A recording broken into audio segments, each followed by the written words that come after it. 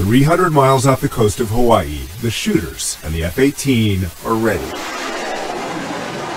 Pilots fly off the U.S.'s oldest operational aircraft carrier to try and guarantee what the U.S. calls a free and open Indo-Pacific, an area that covers half the planet's surface.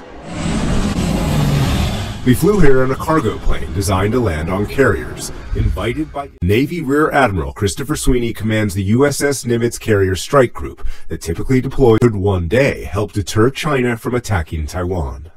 In 2021, the People's Liberation Army tested more missiles than the rest of the world combined.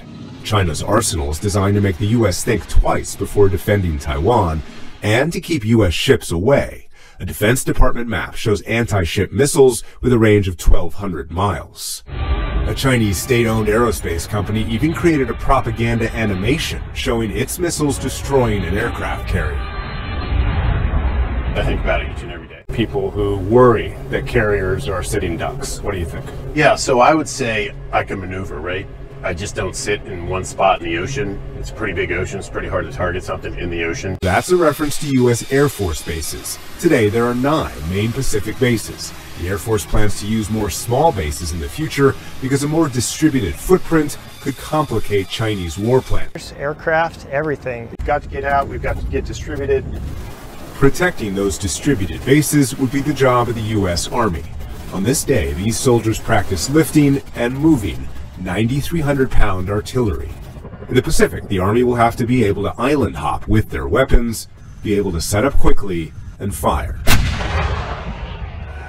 The Army is developing longer-range missiles than it currently has that could better target Chinese ships, airfields, and command centers. And the Army deploys missile defenses to protect U.S. bases. It's only the Army that provides those ground-based air defense capabilities at scale and at capacity. Major General Brian Gibson leads the Army's 94th Air and Missile Defense Command. Last year, for the first time, his unit conducted the U.S.'s first live-fire exercises from Australia and Palau. A dangerous neighborhood. The U.S. in the Pacific is more vulnerable than it admits and needs to move faster to protect its bases. He also fears the U.S. is increasing its capabilities and capacity in the Pacific could...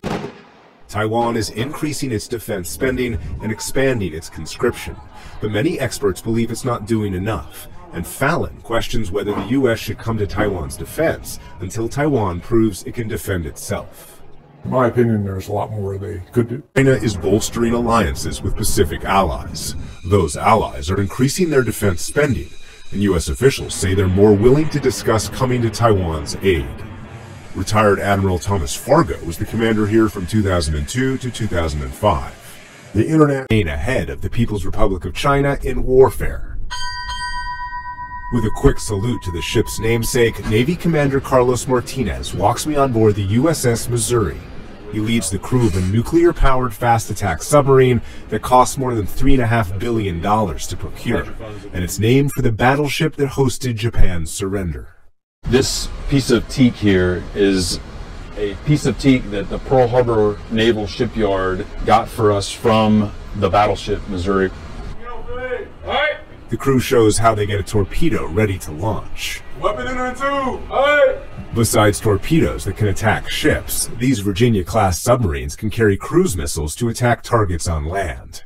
It is the one system that experts agree is the most difficult to detect, and it can sail through what for the Chinese are the most sensitive waters. Certain area via a certain route that's international waters, then that's certainly within our right to do so. This calls China the only country with the intent and power to challenge U.S. influence long term.